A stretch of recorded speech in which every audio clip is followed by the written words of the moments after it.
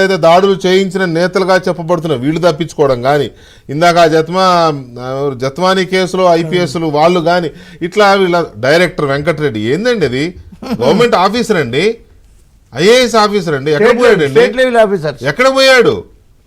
So ఇది వైఫల్యం కిందికి రాదా? ఇది ఫెయిల్యూర్ కిందికి రాదా? కార్యకర్తల్లో క్యాడర్లో ఒక స్థాయి అధికారుల్లో కూడా ఏంటి మరి ఇంత ఇది అనుకోరా? అట్లా లేదా సమాజంలో? ఏమైనా మనమే పొరపాటు పడుతున్నామా? సార్ ఒక్క నిమిషం తీసుకుంటా. వెంకటకృష్ణ గారు, మీరు గమనించాల్సింది ఏంటంటే జగన్మోహన్ రెడ్డి వ్యవస్థలోని వ్యక్తులకి ఒకటే చెప్పాడు, మీకు ఉద్యోగాన్ని మీ కోర్టుకి వెళ్ళి ధిక్కరించిన ఉద్యోగం తీసేవాడు నేను కాబట్టి నేను ఉన్నంత వరకు మీ ఉద్యోగానికి ఇబ్బంది లేదు అని. ఆ ధైర్యంతోనే వాళ్ళు తప్పులు చేశారు. తప్పులు చేసిన తర్వాత చంద్రబాబు నాయుడు ప్రతీకారం తీర్చుకోడు, చంద్రబాబు దగ్గర కాలు పట్టుకుంటే మనకు అనుకరిస్తాడన్న ఒక ఉదాసీన వైఖరిలో ఉంది. లేకపోతే ఎక్కడెక్కడో దానికున్న వాడు లుక్అవుట్ నోటీసులు ఇచ్చినా, ఇంటికెళ్ళి నోటీసులు ఇచ్చినా రావటం లేదంటే చట్టం పట్ల వాళ్ళకి గౌరవం లేదు అన్నది స్పష్టం. ఎందుకంటే వాళ్ళంతా ఆల్ ఇండియా సర్వీసులో పనిచేసి వచ్చిన వాళ్ళు. మేమేం తప్పు చేసినా జగన్మోహనుడు కాపాడుతాడన్న ఒకే ఏకైక భ్రమలో వాళ్ళు తప్పులు చేశారు. ఇప్పుడు చట్టం ముందు నిలబడడానికి వాళ్ళకి ఎఫ్ఐఆర్ వేసి 90 రోజుల్లో ఛార్జ్ షీట్ వేయాలి. ఛార్జ్ షీట్ వేసిన తర్వాత ఆటోమేటిక్గా వాళ్ళు కోర్టులకు రావాల్సిందే. అంటే కోర్టే రేపు పొద్దున్న వారెంట్లు జారీ చేసి పిలిపించే పరిస్థితి ఉంటుంది. కాబట్టి చట్ట ప్రక్రియ గురించి తప్పించుకుంటున్నారని మాత్రం మనం అనుకోవద్దు.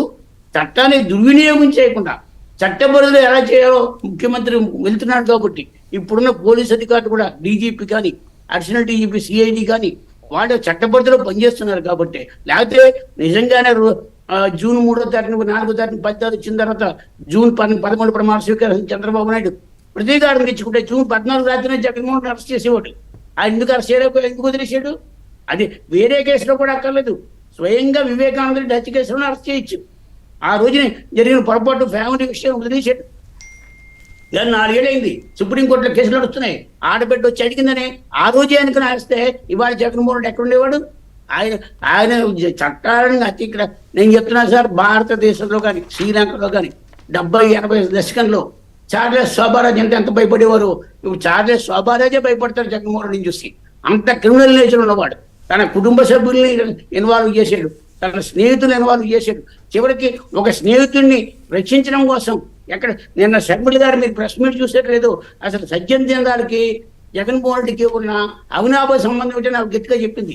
ఎక్కడో వాటి ఢిల్లీ బొంబాయి పోయి ఆయన అనేక అసెంబ్లీ కార్యక్రమాలు పాల్గొనేవాడు స్వయంగా చెల్లెలే చెప్పిందంటే ఇతను ఎలాంటి క్రిమినల్. కాబట్టి ఆ క్రిమినల్ని ఆధారం చేసుకున్నవాడు మా నాయకుడు ఎప్పుడైనా రక్షించకపోతాడా, మా నాయకుడిదే దాచుకుంటే ఎక్కడో ఉంటాడు అని ఏమో మీరు చెప్పేవాడంతా బెంగళూరు ప్యాలెస్ లో ఉన్నారేమో, ఎలహంక ప్యాలెస్ లో ఉన్నారేమో. చంద్రబాబు నేను అదే అంటున్నాను ఇందాక నుంచి. ఎందుకంటే there is a shelter. Karnataka పోయి అరెస్ట్ చేయాలి.